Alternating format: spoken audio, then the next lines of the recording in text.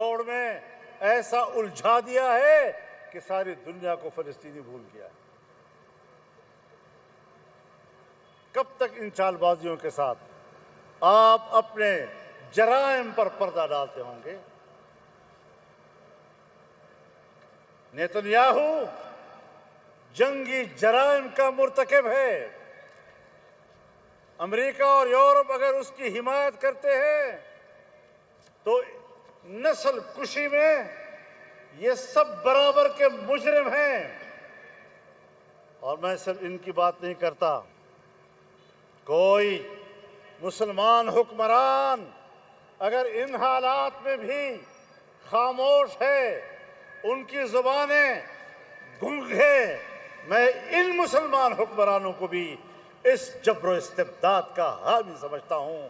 اس سے لا تعلق نہیں ہو سکتے۔ امریکہ کا جو یار ہے، امریکہ کا جو یار ہے، اسرائیلیوں کا جو یار ہے، یہودیت کا جو یار ہے۔ جمعیت علماء اسلام پوری قوم کو پکار رہی ہے۔ انشاءاللہ العزیز ہم تمام مکاتب فکر کو دعوت دیں گے، علماء کرام کو دعوت دیں گے، تمام مکاتب فکر یکجا ہوں اور وہ ایک متفقہ موقف لیں، قوم کے سامنے ایک متفقہ موقف لائیں۔ اور میں تجویز کروں گا اپنے اکابر کے سامنے کہ ایک ہفتے کے اندر اندر قومی سطح کا کنونشن اسلام آباد میں بلا لیا جائے۔ لبیک لبیک لبیک لبیک۔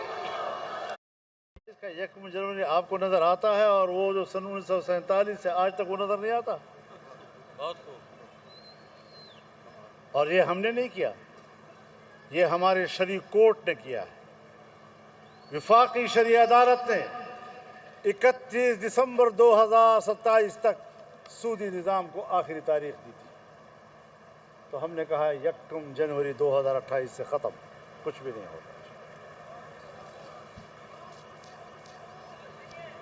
اب اگر خدا نخواستہ اس ترمیم کو نقصان پہنچتا ہے تو سودی نظام کے خاتمے کے فیصلے کو نقصان پہنچے گا یا نہیں؟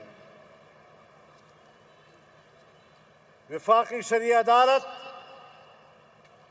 بظاہر تو اس کا نام عدالت، لیکن اس کے فیصلے کے کوئی وقت نہیں تھی۔ ایک سفید کاغذ پر اس کے فیصلے کے خلاف ایک اپیل آپ سپریم کورٹ میں پھینک دے، اپیلٹ بینچ میں پھینک دے، فیصلہ معطل، کوئی پابندی نہیں عدالت پر، فیصلے پر اپیل کا فیصلہ کب ہوگا؟ ہم نے یہ بات ڈال دی